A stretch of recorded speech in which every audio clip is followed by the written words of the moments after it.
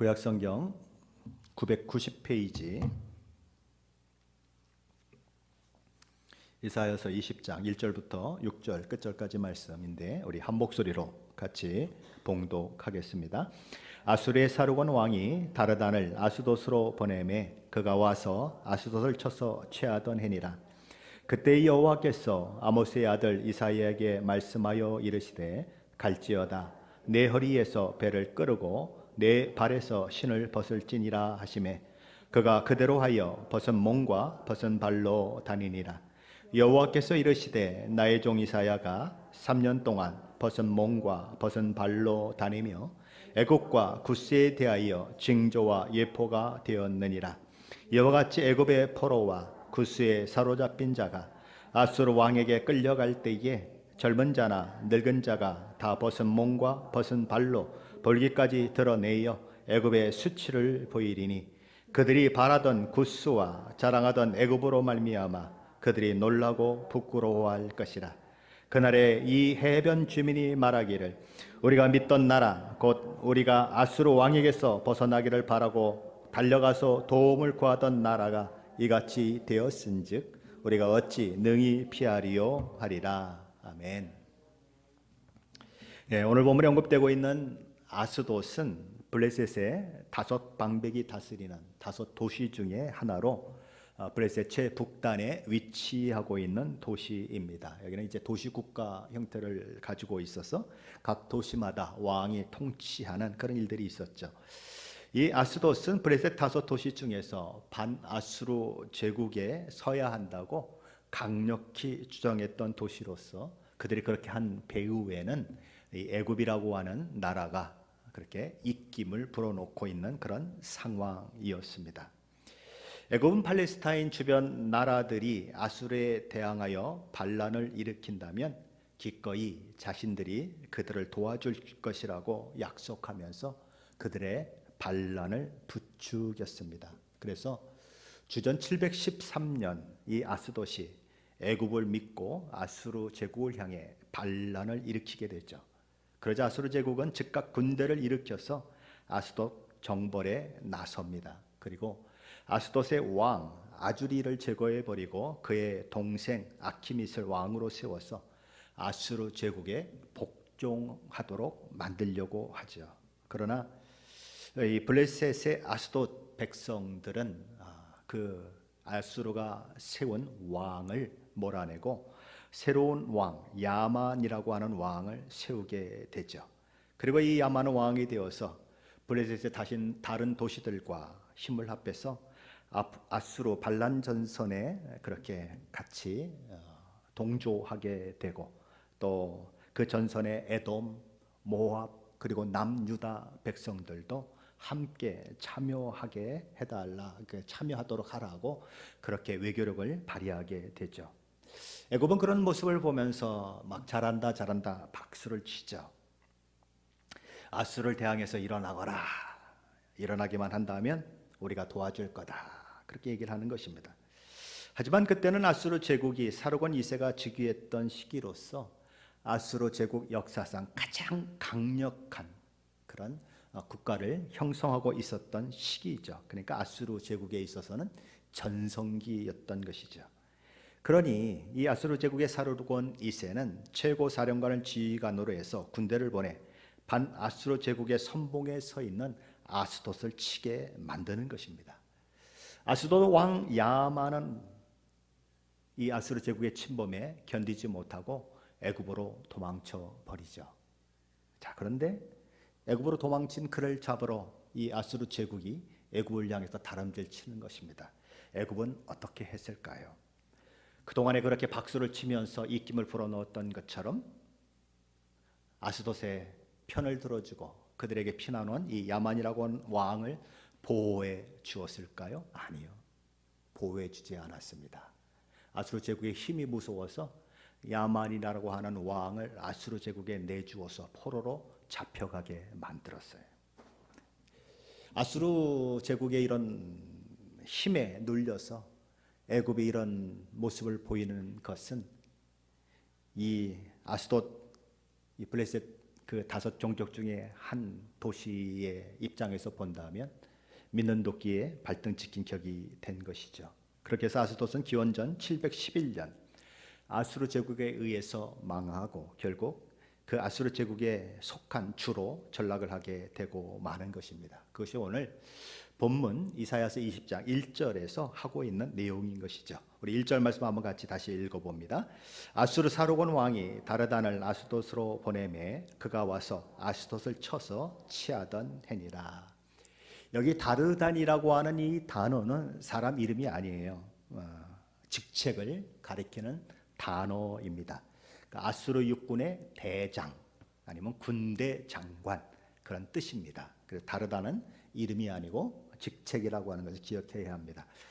바로 그런 시기에 하나님의 말씀이 누구에게 임했는가? 이사야에게 임했다라는 것입니다.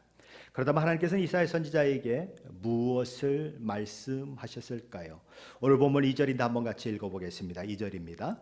그때에 여호와께서 아모스의 아들 이사야에게 말씀하여 이르시되 갈지어다 내 허리에서 배를 끄르고 내 발에서 신을 벗을지니라 하시매 그가 그대로 하여 벗은 몸과 벗은 발로 다니니라.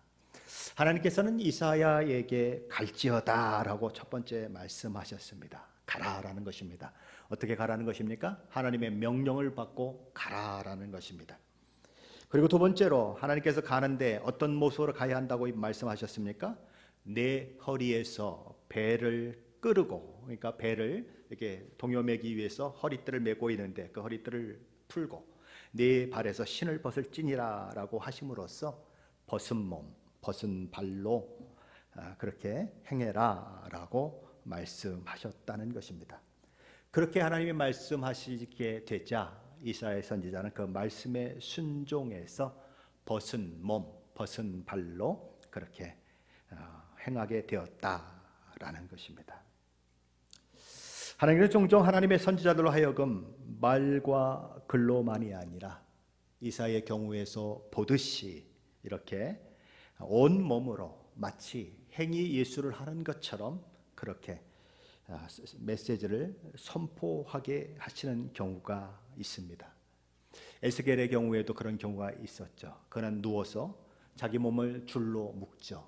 그리고 밀과 보리와 콩과 조와 귀리 이런 것들로 최소한의 음식을 삼고 300일 동안 온 몸으로 하나님의 말씀을 전하죠.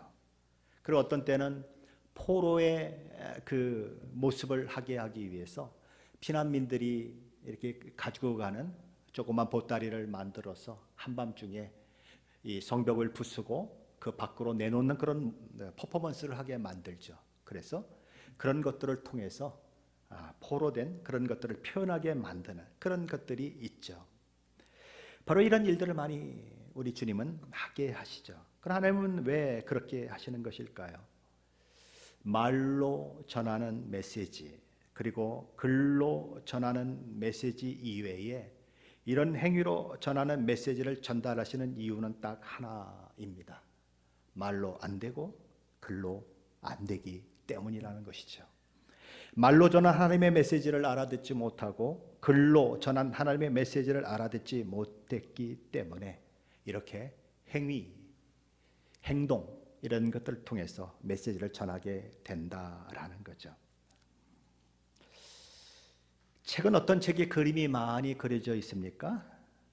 어떤 책이 열면 갑자기 막 소리가 나고 그런 책들이 있는 것은 어떤 종류의 책들이 그렇게 되어 있죠? 어린아이의 책입니다. 그렇지 않아요? 그래서 어린아이의 호기심을 자극하게 만들고 어린아이가 집중하게 만드는 거죠. 뭐 선생님이 앞에 나와가지고 반짝반짝 여기 보세요 그러고 하면 누구한테 하는 겁니까? 여러분에게 하는 겁니까? 아니에요. 어린아이에게 하는 것입니다. 왜 그렇게 합니까? 말로 글로 설명해도 잘 모르기 때문에 자꾸 시청각 교재나 그런 소리나 이런 것들로 그렇게 집중을 시키는 것이죠. 이 이스라엘 백성들은 말로 전한 메시지, 글로 전해지는 메시지를 받을 만큼 영적으로 민감하지 못한 것입니다. 하나님을 신뢰한 믿음도 가지고 있지 못하기 때문에 도무지 말해도 도무지 글로 표현을 해도 알아듣지를 못하는 것입니다. 그래서 이사야 선지자가 무엇을 명령받게 되는 것입니까? 그가 입은 베옷의 허리를 풀어 벗어 던지고 그의 신발을 벗어 던지고 그렇게 살아가는 그런 명령을 받게 되는 것이죠.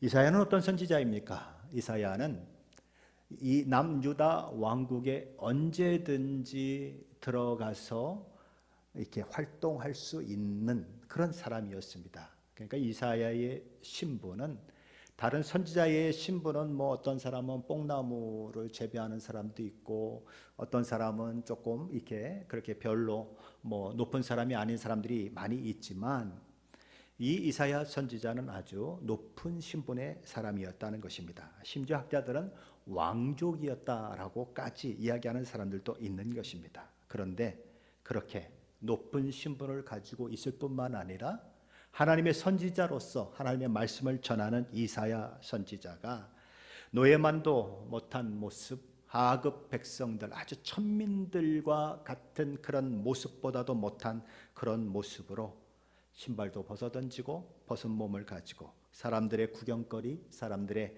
놀림의 대상이 될 수 있는 그런 모습을 하고 활동하게 하셨다라는 것입니다. 그런데 문제는 무엇입니까? 하나님이 그런 정말 하기 힘든 일을 하게 하셨다면 이사야야, 내가 너에게 이렇게 하려고 하는 것은 내가 계획이 있기 때문이란다. 너 내 말 잘 들어. 내가 이러이러한 일을 목적을 하고 너에게 이런 일을 행하는 거야. 에이, 그래도 내가 그걸 왜 해요? 우리 아이들이라면 그럴 거 아니에요.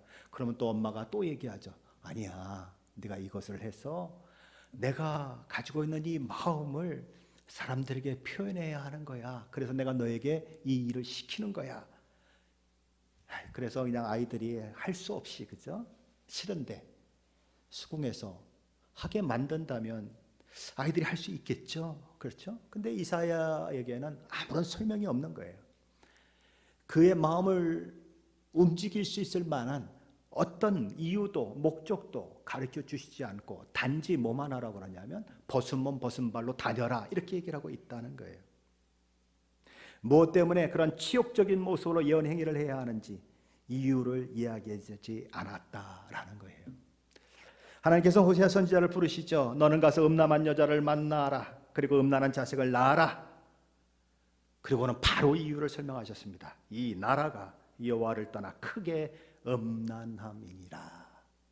북이스라엘이 얼마나 음란했는지, 영적으로 음란했는지 그 음란한 것을 네가 몸으로 표현하기 위해서 음란한 여인과 결혼해서 음란한 자식을 낳아라. 그렇게 얘기하는 것이다.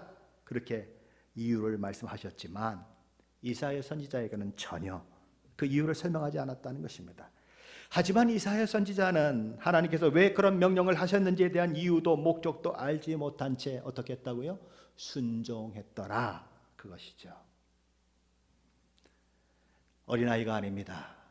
장성한 어른입니다. 고귀한 집안 출신입니다. 그리고 고대 사회에서 부끄러움을 당한다는 것, 명예가 손상을 당한다고 하는 것은 죽음보다도 더한 것입니다. 미국 사람들이 가장 싫어하는 욕이 뭐라 그러죠? 뭡니까? 얘기하면 안 되겠죠? 예. 지금은 달라졌겠지만 옛날에는 미국 사람들이 가장 싫어하는 욕이 옐로우 치킨이었습니다. 뭐라고요? 노란 병아리. 야, 이 햇병아리야. 그러면 그건 막 명예가 걸린 것 때문에 목숨을 거는 것입니다. 그래서 딱 서부의 사나이들이 명예가 해서되면 총을 탁 들고 그래 결투하자 이렇게 되는 거죠. 그러니까 명예, 고대 사회는 다 그런 것입니다. 그런데 순종했다라는 거죠. 만일 오늘 저와 여러분에게 하나님이 아무런 이유도 말씀하시지 않은 채 그저 오늘 이 시간부터 옷도 걸치지 말고 신발도 신지 말고 그리고선 교회도 가고 시장도 가고 그리고 뭐 프렌마이어도 가고 월마트도 가고 카스코도 가고 비행기도 타고, 야, 그리고 뭐 2주만 있으면 되겠냐, 워싱턴 DC도 가고, 그리고 저기 뭐 터키도 가고 그래라, 그런다고 여러분에게 명령하셨다면 여러분은 어떻게 하시겠습니까? 예, 주님 말씀하셨으니 제가 그렇게 하겠습니다. 그러고는 딱 우통 벗어 끼고 그러겠습니까? 우리는 성경을 읽으면서 그냥 줄줄줄줄 읽어 내려가서는 안 됩니다. 동화책 읽듯이, 소설책 읽듯이 읽어 내려가면 안 됩니다. 아니 뭐 하나님의 말씀하셨으니까 당연히 이사야가 순종했겠지, 이게 아니에요. 여러분이 이사야의 입장으로 한번 딱 들어가 보세요. 그 고대 사회에 그 어른이, 그 존귀한 사람이, 하나님의 선지자가 벗은 몸 벗은 발로 그렇게 사역을 해야 할 때 그 순종이 얼마나 쉽지 않았을까. 성경을 읽어 내려가면서 그것을 느끼지 못한다면, 성경을 읽어 내려가면서 그 마음이 들지 않는다면 저 여러분 어쩌면 성경을 그냥 읽을 뿐이지, 그 속에 담긴 하나님의 마음, 그 속에 담긴 그 순종을 요구받은 사람의 그 갈등, 이런 것들을 전혀 이해하지 못하고 넘어가게 된다는 거죠.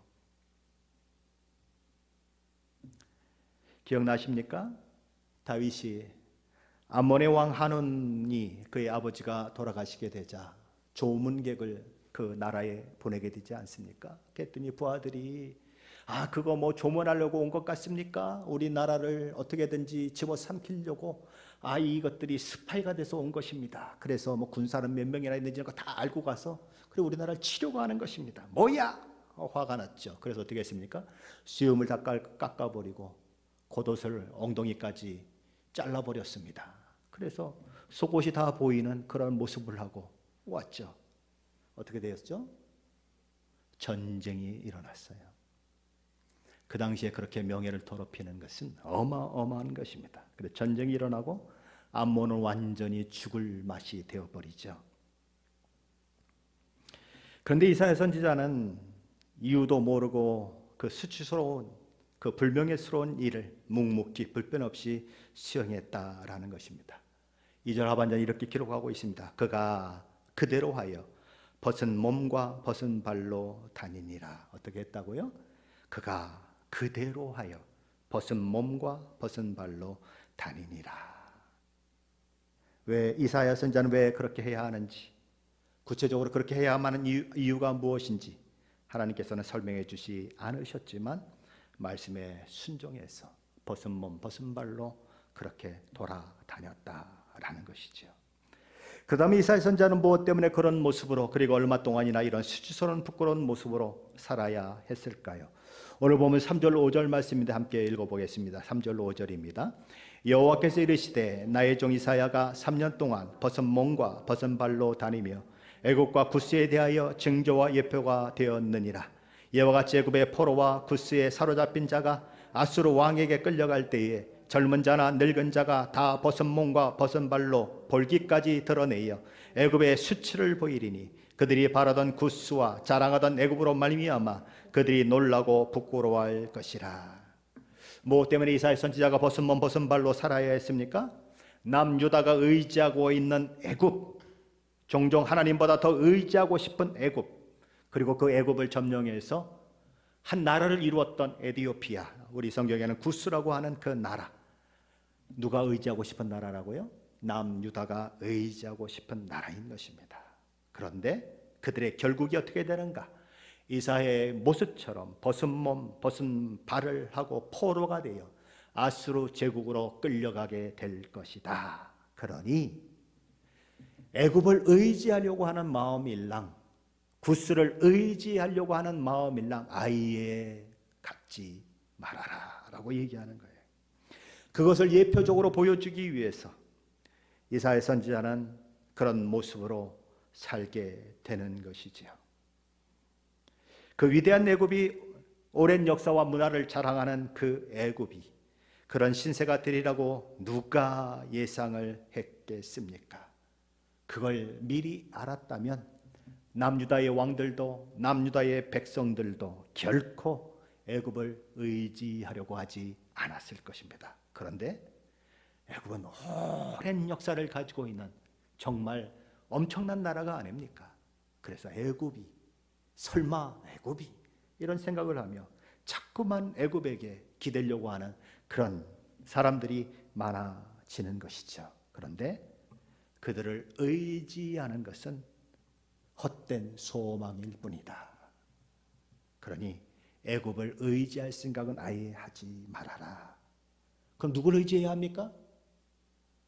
아수르 제국을 의지합니까? 블레셋을 의지합니까? 암몬을 의지합니까? 모압을 의지합니까? 아니죠. 너는 하나님의 백성이니 하나님을 의지해라 라고 그렇게 얘기하는 거죠.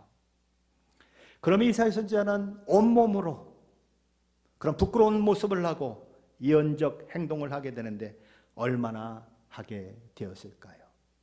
3일이 아니고 석 달이 아니고 1년도 아니고 3년이나 지속되었다라는 거예요. 이유도 설명해 주시지 않은 채 그렇게 수치스럽고 부끄러운 모습으로 살아가게 하셨다라는 거죠. 여러분이 이사야 선지자라면 어떤 생각을 했을까요? 너무 부끄럽고 너무 치욕스럽지만 하루를 잘 순종했어요. 그리고는 그냥 저녁에 한숨을 내쉬면서 집으로 들어와서 그래, 오늘은 하나님이 이유를 설명해 주시겠지. 근데 하나님이 아무런 설명이 없어요. 한 달이 지났어요. 이제 한 달이 지났으니까 설명해 주시겠지. 하나님은 설명해 주시지 않아요.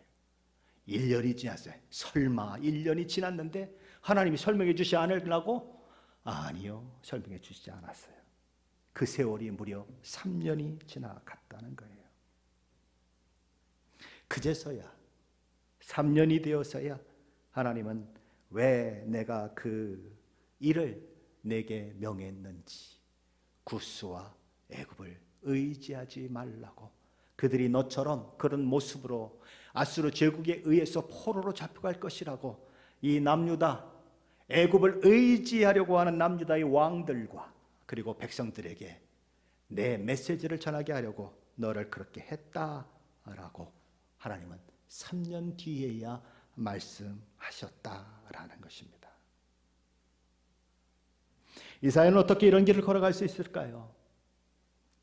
저와 여러분에게도 이사야처럼 답이 보이지 않는 길, 하나님께서 응답하시지 않으시는 길, 답답하고 죽을 것 같은 상황 속에서 하나님의 도우심의 손길이 보이지 않을 때 욥의 고백처럼 하나님은 살아계신 것은 분명한 것 같은데 앞으로 가도 그가 아니 계시고 좌로 가도 그가 아니 계시고 우로 가도 그가 아니 계시고 뒤로 가도 그가 아니 계시는 같은 그런 상황을 만날 때, 그럼에도 불구하고 묵묵히 주께서 주신 말씀을 붙들고 그 길을 갈 수 있으십니까?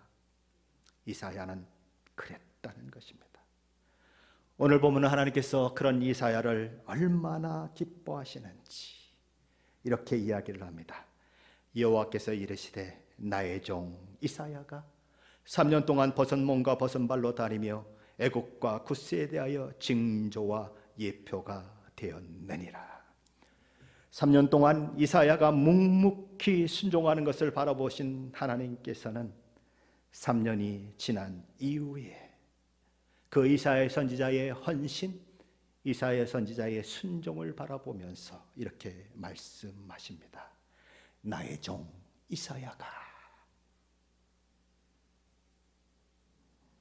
여기 나의 종이라고 하는 히브리어는 아부디라고 하는 말을 가지고 있습니다. 아부디. 아부디가 뭡니까? 종과 같은 자라는 것입니다. 하나님의 뜻을 신실하게 받드는 자, 노예와 같은 사람이란 뜻입니다. 이사야 선지자는 3년 동안 묵묵히 자신에게 주어진 하나님의 말씀을 마치 마리아가 주의 계집종 요원이 말씀대로 내게 이루어지리다 그러며 하나님의 천사가 전해준 수태고지를 받아들고 아멘으로 화답했던 것처럼 이사야도 나는 주의 종입니다 라며 그 수치를, 그 불명예를 감당했다라는 것입니다. 그런 이사야를 하나님은 너무나 대견스럽게 여기셨습니다. 그 이사야가 하나님은 너무나 사랑스러웠습니다. 이사야야, 내가 이유도 모르고 왜 그 일을 해야 하는지도 알지 못하면서 나 여호와가 명령했다라는 그 이유 하나로 아무런 불평도 불만도 표하지 아니하고 무려 3년이나 순종해서 벗은 몸 벗은 발로 행했구나. 너는 나의 종이다. 그러시며 나의 종 이사야야, 아부디 이사야라고 부르신 것입니다. 너는 나의 뜻을 신실하게 받드는 나의 종이니라, 이렇게 선포하신 것입니다.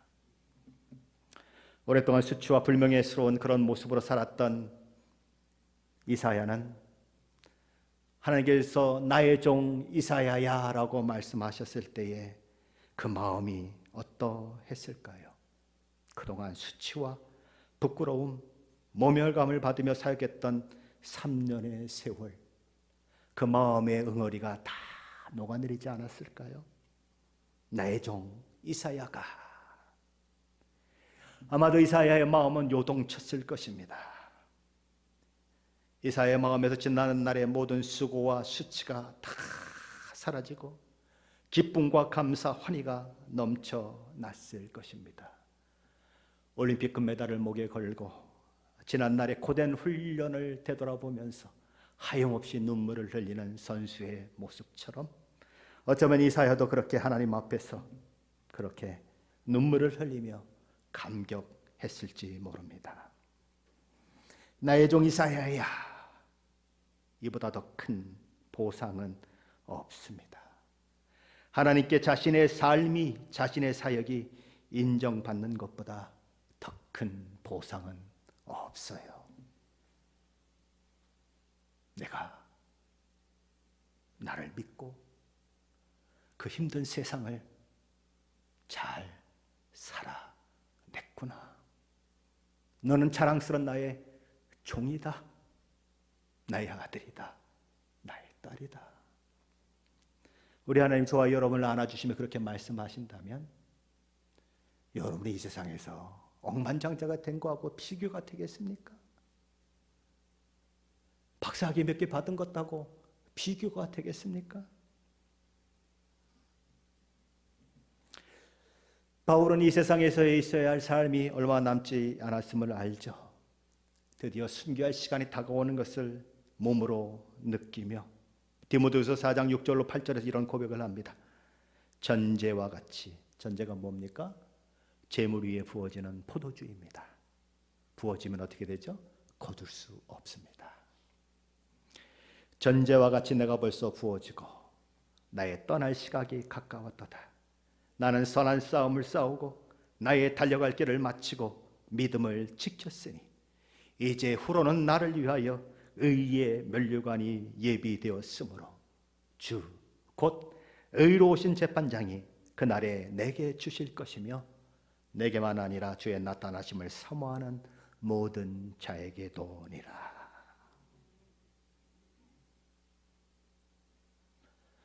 사도 바울은 뭘 위해 달려가고 있습니까? 뭘 위해 선한 싸움을 그렇게 끝까지 싸웠습니까? 나를 위하여 의의 면류관이 예비되어 있다. 의로우신 하나님이 나에게 그것을 주실 것이다. 히브리서 저자는 히브리서 11장에서 우리 앞서간 믿음의 사람들 하나하나 언급하죠.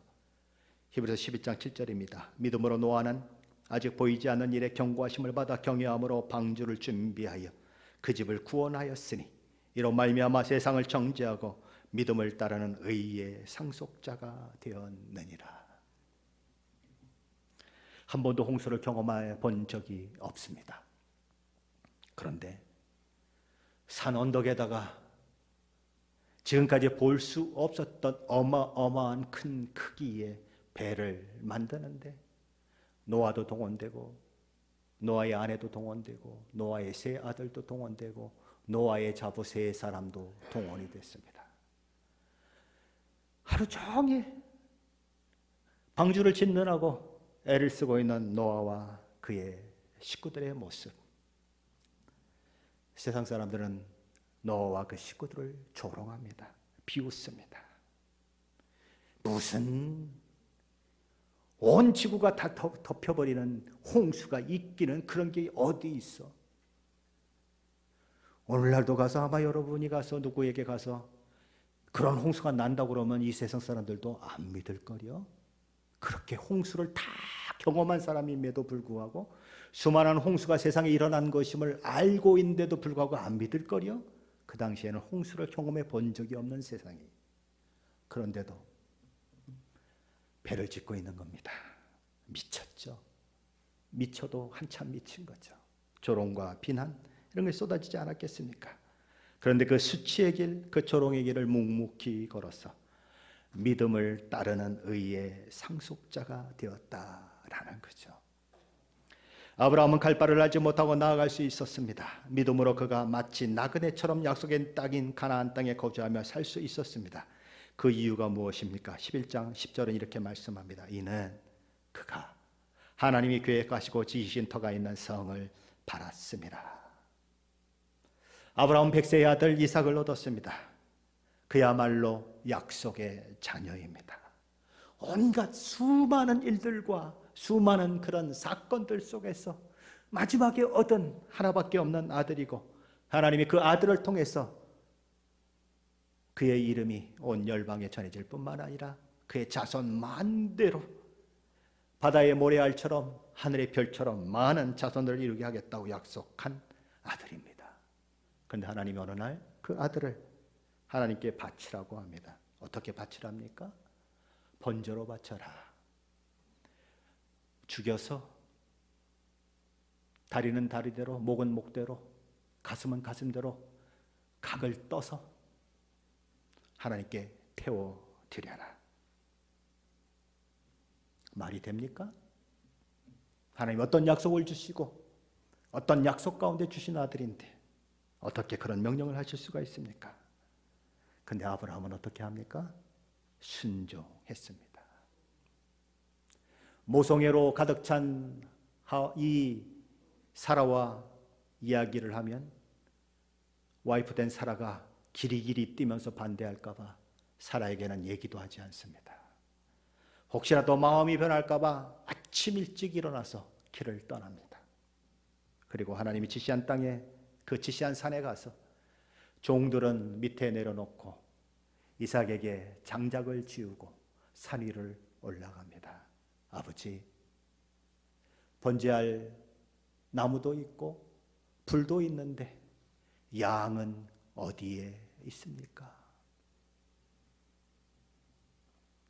번제로 드릴 어린 양은 어디에 있습니까? 여러분의 아버지 아브라함이면 아들 이삭이 그 얘기를 할 때에 어떤 마음일까요? 가슴이 먹먹해 오지 않았을까요? 야 이놈아, 너야 이놈아, 얘기도 못하고 그러고 올라가지 않았을까요? 아브라함이 이삭을 결박하고 칼을 들어 내리치려고 합니다.